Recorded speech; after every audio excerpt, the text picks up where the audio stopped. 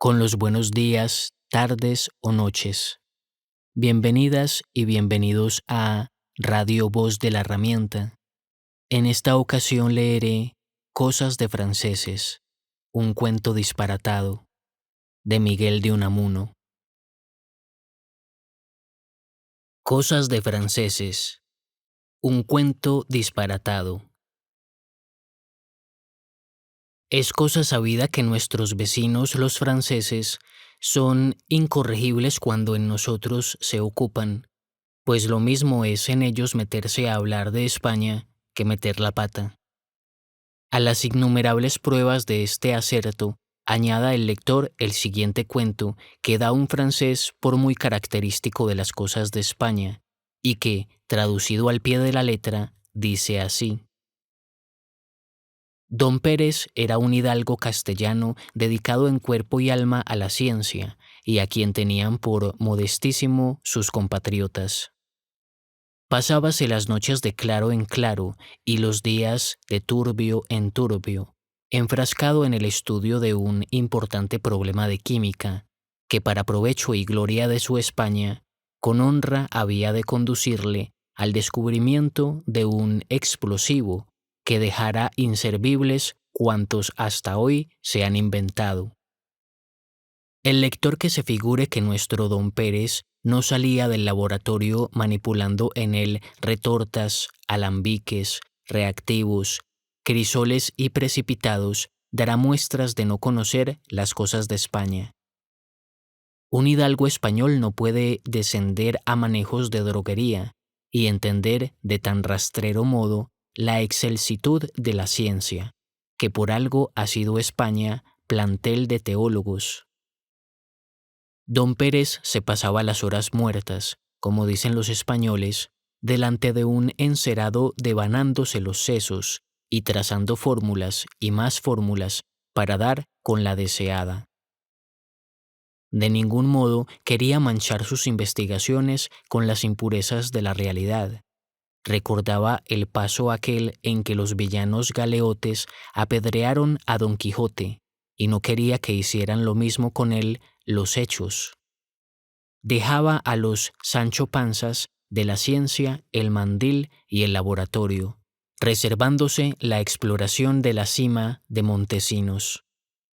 Quede el proceder por tanteos para los que viven en tinieblas y no han nacido, como la inmensa mayoría de los españoles, en posesión de la verdad absoluta o la han dejado perder por su soberbia.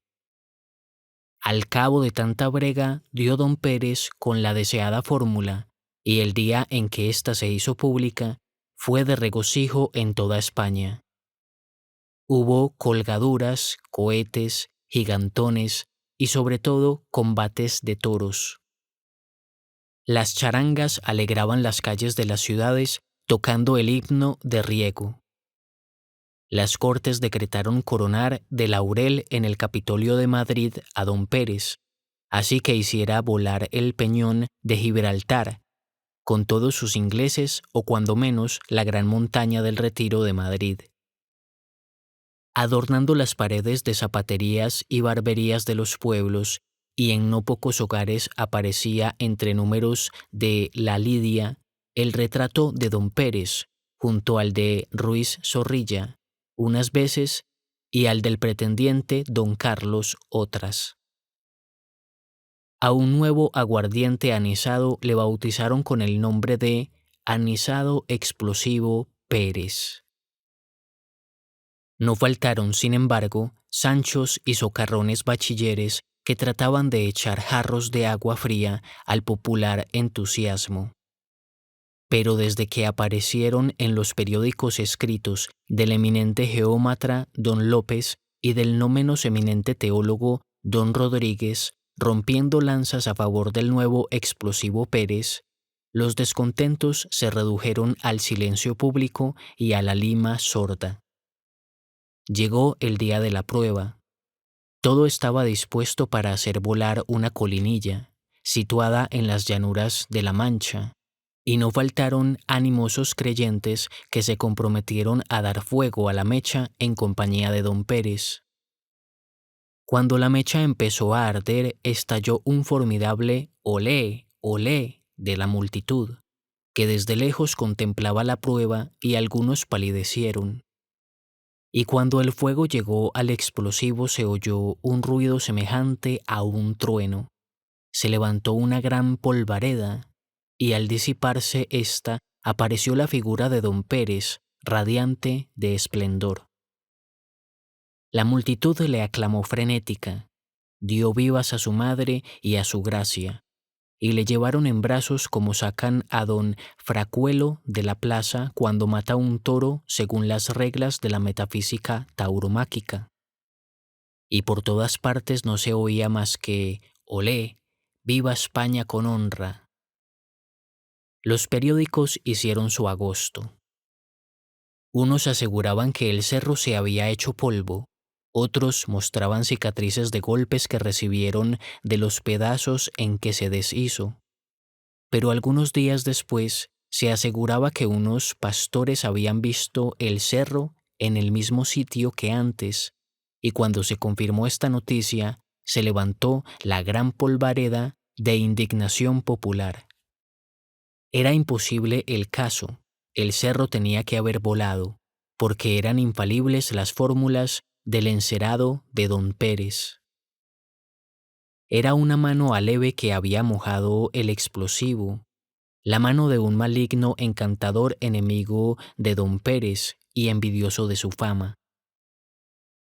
Este encantador, sucediendo el caso en España, ya se sabe cuál tenía que ser, el gobierno.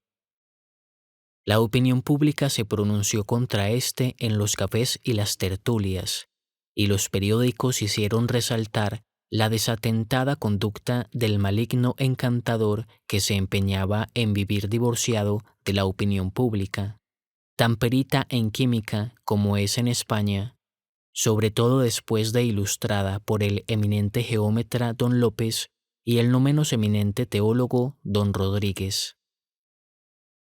En aquella campaña se recordó a Colón, a Cisneros, a Miguel Servet, a Tercios de Flandes, El Salado, Lepanto, Otumba y Wat Ras, los teólogos de Trento y el valor de la infantería española, que con él hizo vana la ciencia del gran capitán del siglo.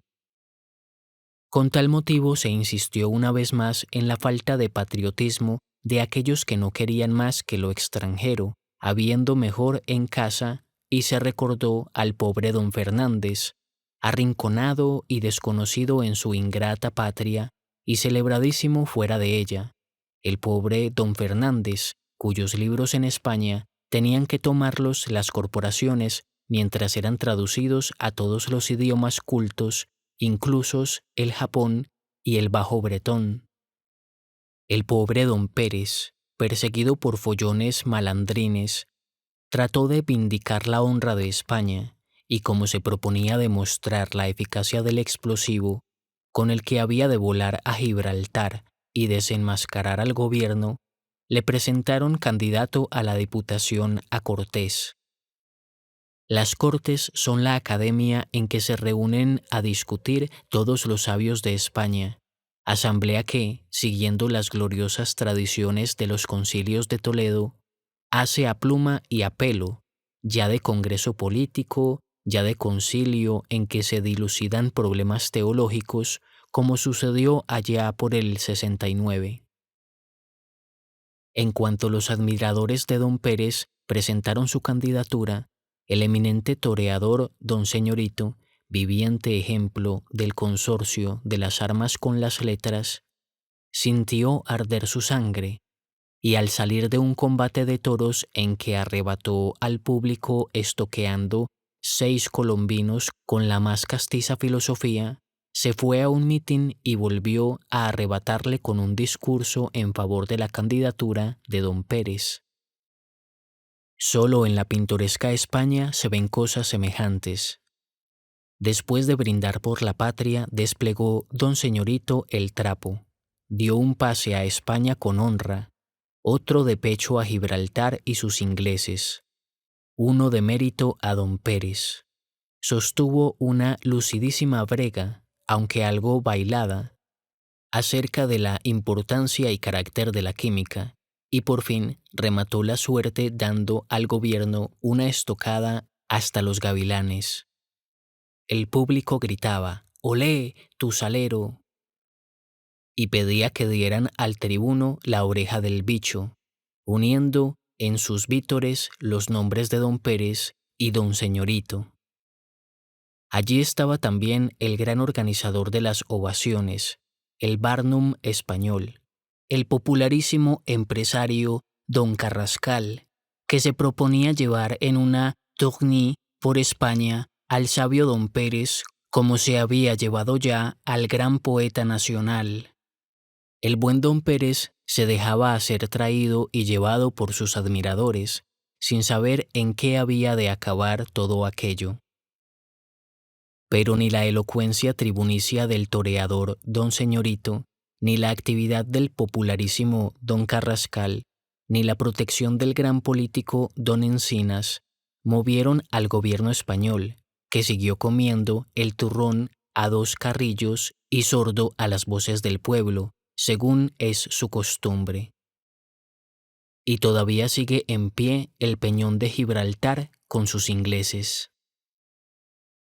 Convengamos en que solo un francés es capaz, después de ensartar tal cúmulo de disparates, sobre todo el de presentarnos un torero de tribuno en favor de la candidatura a diputado de un sabio, solo un francés, decimos, es capaz de dar tal cuento como característico de las cosas de España, cosas de franceses.